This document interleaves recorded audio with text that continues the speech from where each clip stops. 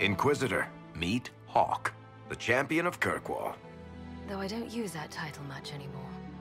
Hawke, the Inquisitor. I figured you might have some friendly advice about Corypheus. You and I did fight him, after all.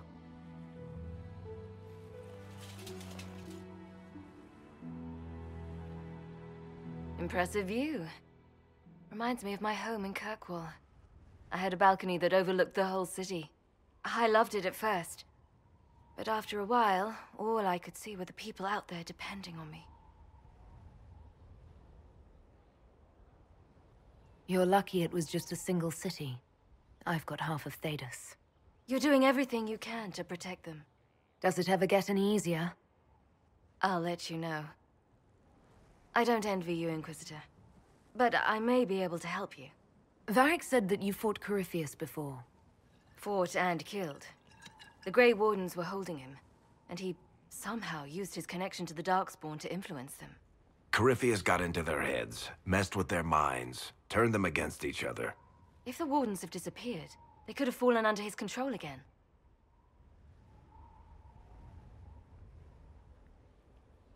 If that's what happened to the Wardens, do you think we can free them? It's possible, but we need to know more first. I've got a friend in the Wardens. He was investigating something unrelated for me. His name is Stroud. The last time we spoke, he was worried about corruption in the Warden ranks. Since then, nothing. Corypheus would certainly qualify as corruption in the ranks. Did your friend disappear with them? No.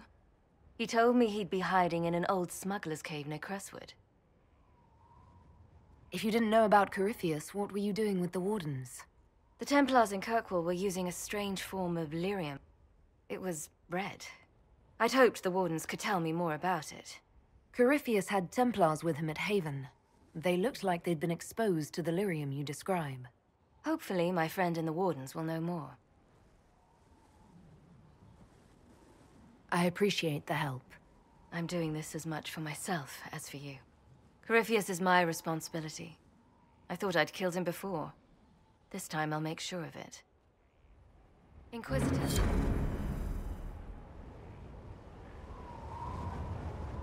You said you thought you killed Corypheus. The Grey Wardens had him imprisoned. They used my father's blood in a ritual to seal Corypheus inside. But he could still reach out and influence the Warden's thoughts. He sent them after me. And I didn't just think I killed him. When the fight was done, he was dead on the ground. Maybe his tie to the Blight somehow brought him back, or maybe it's all Tevinter magic. But he was dead, I swear it.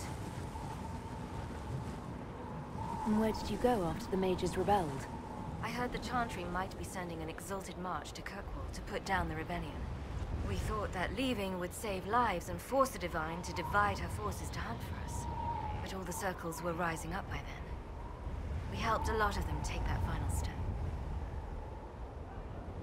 I'd like to know more about Anders. What was he like? Complicated. It's not like the minstrels make it out to be. He's not just a monster. Or a hero. Maybe he's both. He was trying to change the world. He knew it couldn't happen peacefully. I heard you had family and friends in Kirkwall. Where are they now? My sister's a Grey Warden. I had my friend Aveline take her as far from Orlais as possible. When all the Wardens started acting strangely, I had to keep my family safe. I'm never really happy leaving Anders alone. Once I realized Wardens were acting strangely, I had no choice. I've seen Corypheus affect Anders' mind before. If he was involved, I couldn't risk it happening again. I assume Varric's been feeding you information about the Inquisition. What did he say about me? Only good things, I promise. I was a little surprised, actually. Varric isn't one for religion in general, but he thinks highly of the Inquisition. I think the exact phrase was, has a good shot at fixing Blondie's mess.